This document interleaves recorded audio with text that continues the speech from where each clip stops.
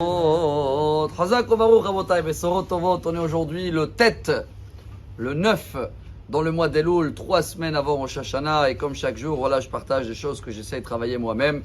Aujourd'hui, une phrase qu'elle commence avec la lettre tête, très connue, c'est le roi Salomon dans Michelet, Proverbe, chapitre 16, verset 32, lève. Tov, Erechapai Migibor, Umoshel Berucho, Miloked Ir.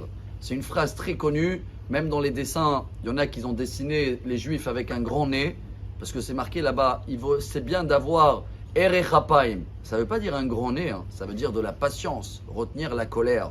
C'est représenté par le nez.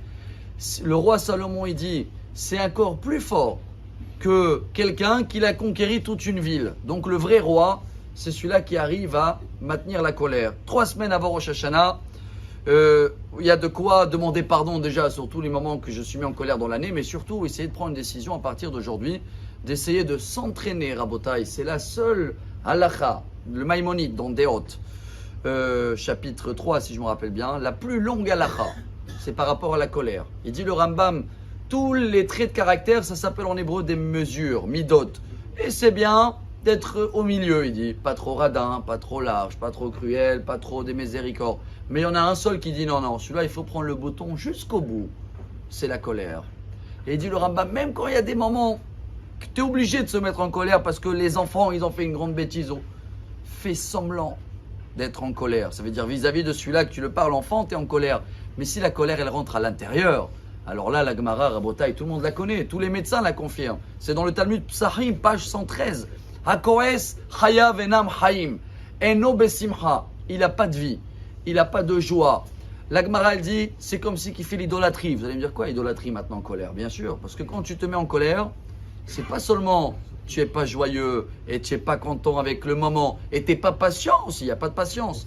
Mais surtout, tu n'es pas d'accord avec l'événement que Dieu il est en train de t'envoyer. C'est pour ça que tu te mets en colère. Donc tu ne le calcules pas à ce moment-là. Si tu ne le calcules pas, tu le mets de côté, ça s'appelle Avodah Zara. Parce que je suis en train de servir un autre service. Ce n'est pas le service que Dieu il nous demande. Alors voilà le chauffard d'aujourd'hui. En tous les cas, j'espère, chez moi, il va me réveiller à demander pardon sur tous les moments inutiles où je suis mis en colère dans l'année et de prendre sur nous, il dit le Rambam, 3 fois il faut s'entraîner. 3 fois, ça veut dire, quand tu arrives devant une situation aujourd'hui, tu vas te rappeler de ces 3 minutes.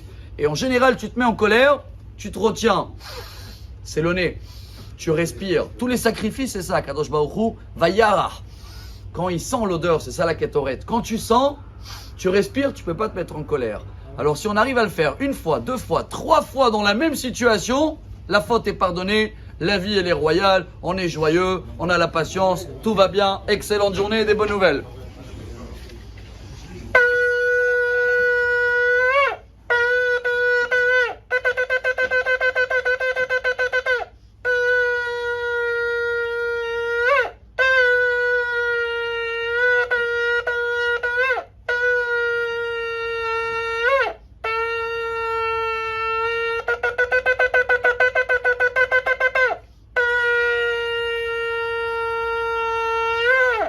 Amar Rabbi Elazar, Amar Rabbi Hanina.